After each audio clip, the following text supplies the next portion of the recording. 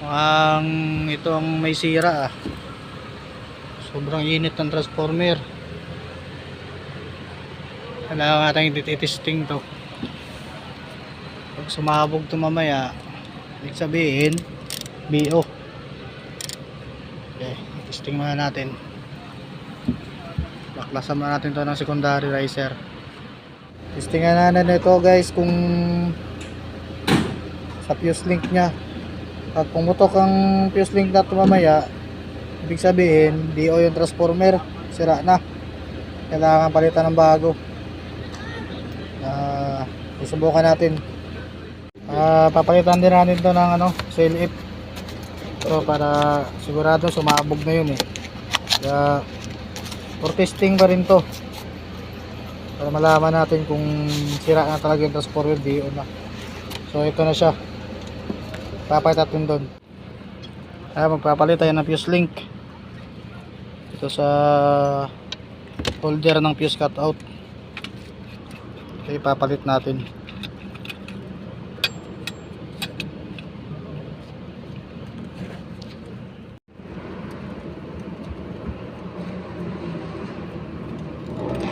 Ayan, may ito sira pa yung loma pa. Okay yan, hindi na yan. Okay, Sabog ka yan, okay. sabog pa rin to pero pwede na to, okay.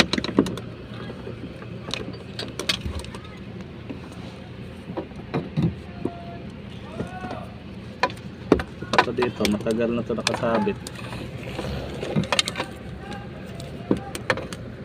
Ito ano to? Ito ba yung uno? Dos din. Dos. Hindi, pwede na yung dos. Medyo malakas ng sabog niyan. Maganda pang rails. Bulat lang yung kon Papasok na rin sa holder. Fuse link. Ito for testing lang to, hindi ito pinaka fuse link nya.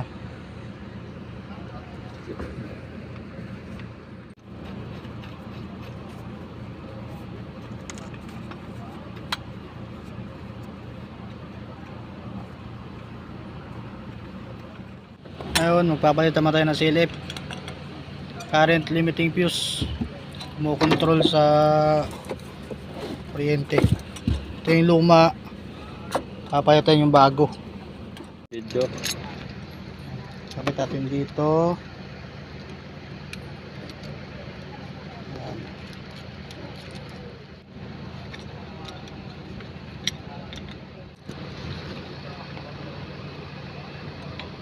Kakabit natin.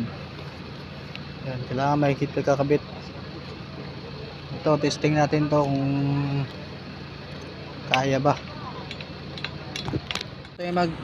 Bago tayo mag-testing, kalasin muna natin yung line 1 tsaka X1 tsaka X3 para siguradong transformer lang yung may tama.